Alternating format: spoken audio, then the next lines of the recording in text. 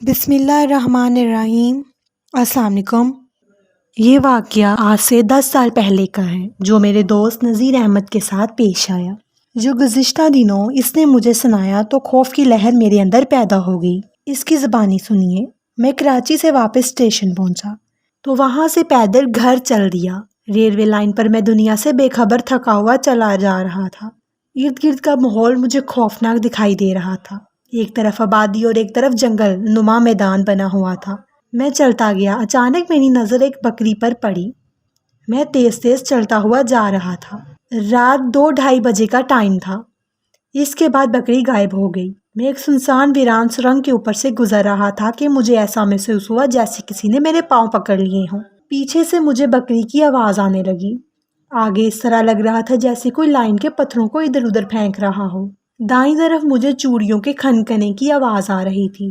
بائیں طرف دیکھا تو ایک تیز روشنی میرے قریب سے گزر کر سامنے کی طرف چلی گئی۔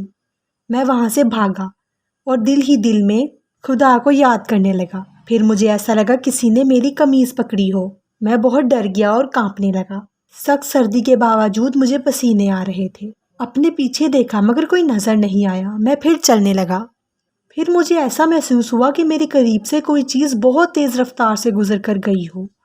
میں نے آگے دیکھا تو ایک روشنی کا دھماکہ ہوا اور آگے اتنی روشنی ہوئی جیسے ساری دنیا کے بلب لگا دیے گئے۔ مجھے کچھ نظر نہیں آ رہا تھا۔ اللہ کا کلام پڑھنے لگا اور خیریت سے گھر پہنچا تو سانس لینا مشکل ہو رہا تھا۔ میں نے صبح اٹھ کر امی کو سارا واقعہ سنایا۔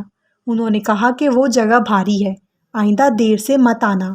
اب میں دن کے وقت بھی وہاں سے گزرنے سے گھبراتا ہوں اور سرنگ کو دیکھ کر میرے رونگٹے کھڑے ہو جاتے ہیں، لیکن میرا اب سارا خوف بھاگ گیا ہے۔ اب مجھے بہادر دوست عمران شاہد مل گیا ہے جو کہ اللہ کا بہت بڑا احسان ہے۔ اس کے علاوہ مجھے میرے ایک دوست نے واقعہ سنایا جس کا نام حماد تھا۔ اس نے بتایا یہ واقعہ مئی 1996 کا ہے جو اس کے ساتھ پیش آیا جب وہ میٹرک کے امتحان سے فارغ ہوا تھا۔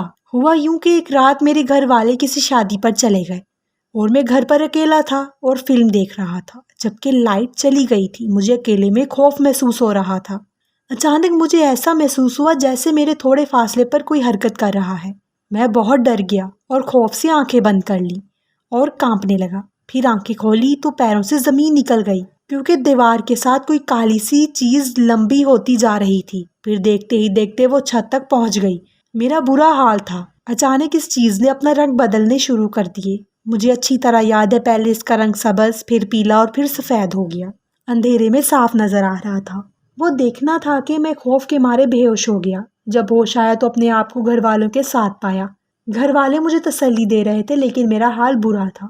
اس واقعے کے بعد مجھے 1 ہفتے تک بخار رہا۔ اس واقعے کے بعد میں نے اکیلا گھر رہنے سے توبہ کر لی۔